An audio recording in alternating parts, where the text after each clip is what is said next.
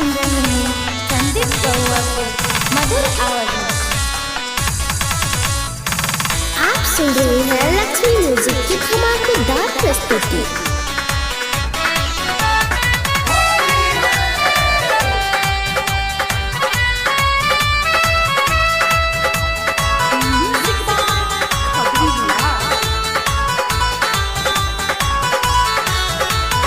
मानव न हम तैबे करब खेले ले रंगवा होली में। मानव न हम तैबे करब खेले ले रंगवा होली में। धुकुर धुकुर जिया करे जीजा डाले रंगवा चोली में। धुकुर धुकुर जिया करे जीजा डाले रंगवा चोली में। मानव न हम तैबे करब खेले ले रंगवा होली में। मानव न हम तैबे करब खेले ले रंगवा होली में। धुकुर धुकुर जिया करे जीजा डाले रंगवा चोली में। धुकुर धुकुर जिया करे जीजा डाले रंगवा चोली में।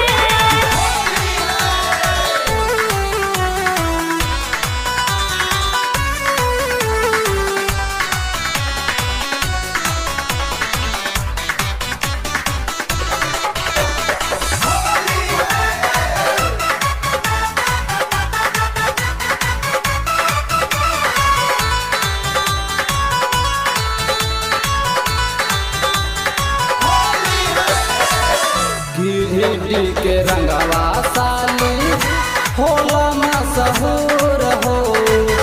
अब की बेर तोहारा ला गायब हम जरूर हो। गिरहिटी के रंगवा साली होला न सहूर हो।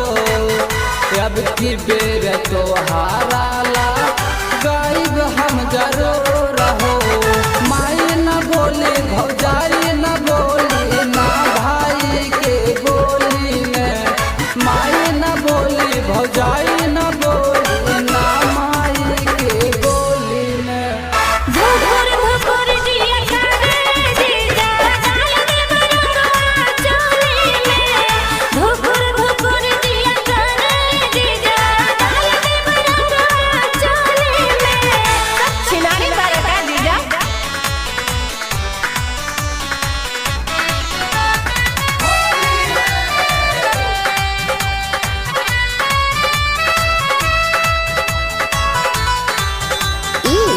Recording studio Silvassa.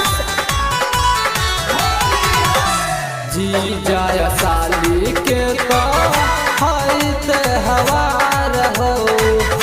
देवर भौजाई खेले रंग बरियार हो।